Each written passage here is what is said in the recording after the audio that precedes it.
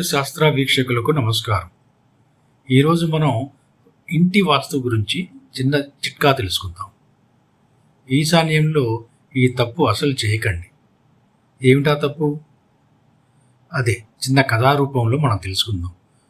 మాయా గోడ కథ. అనగనగా ఒక అందమైన చిన్న గ్రామం. ఆ గ్రామంలో రాము, సోము అనే ఇద్దరు ప్రాణ స్నేహితులు ఉండేవారు. ఇద్దరూ ఒకేసారి సొంత ఇల్లు కట్టుకున్నారు. రాము ఇల్లు చిన్నదైనా కలకలలాడుతూ ఉండేది.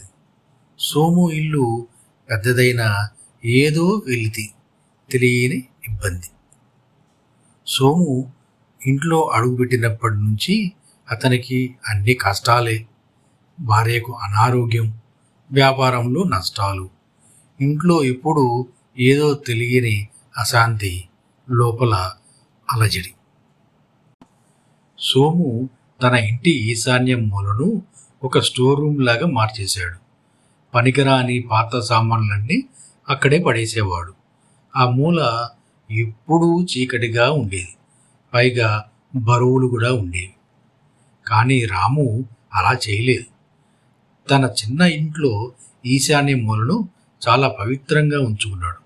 ప్రతిరోజు ఉదయాన్నే అక్కడ శుభ్రం చేసి దీపం వెలిగించేవాడు. ఆ మూల ఎప్పుడూ వెలుతురుతో ప్రశాంతంగా ఉండేది.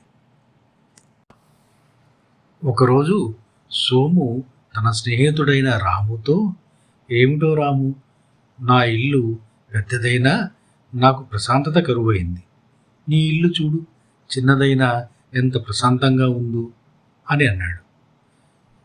సోము బాధను గ్రహించిన రాము తనకు తెలిసిన ఒక పెద్ద ఆయనను, వాస్తు పండితుడిని సోము ఇంటికి తీసుకుని వచ్చాడు. ఆ పండితుడు, "నాయనా సోము, నీ కష్టాలన్నిటికీ కారణం ఈ మూలే. ఇది ఈశాన్యం అంటారు.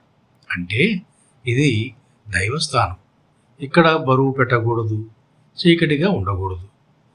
ఇది మాయాగోడ లాంటిది. ఇది మంచి శక్తినన్నింటినీ ఆపేస్తుంది" అని పండితుడు చెప్పి అక్కడ ఉన్న చెత్తాచెదారం తీసి ఆ గదిని శుభ్రం చేయమని చెప్పాడు. సోము పండితుడు చెప్పిన ప్రకారంగా ఆ మూలను శుభ్రం చేశాడు. పనికిరాని సామాన్లన్నింటినీ పారేసి తెల్లటి రంగు వేయించి చిన్న కిటికీ తెరిచాడు. అక్కడ ఒక చిన్న దీపం కూడా పెట్టాడు. కొద్ది రోజులకే సోము ఇంట్లో మార్పు మొదలైంది. భార్య ఆరోగ్యం కుదుటపడింది. వ్యాపారంలో లాభాలు వచ్చాయి. ఇంట్లో అశాంతి పోయి ప్రశాంతత నెలకొంది. సోము రాముకి ధన్యవాదాలు చెప్పాడు. చూశారుగా ఈశాన్య మూల యొక్క విశిష్టత. ఈశాన్యం అనేది ఇంటికి గుండెకాయ లాంటిది. అక్కడ బరువు పెడితే మన జీవితం కూడా బరువైపోతుంది. కాబట్టి మీ ఇంట్లో ఈశాన్యం మూల ఎలా ఉందో ఒకసారి సరి చూసుకోండి. అక్కడ ఏమైనా తేడా ఉంటే దాన్ని సరిదిద్దుకోండి.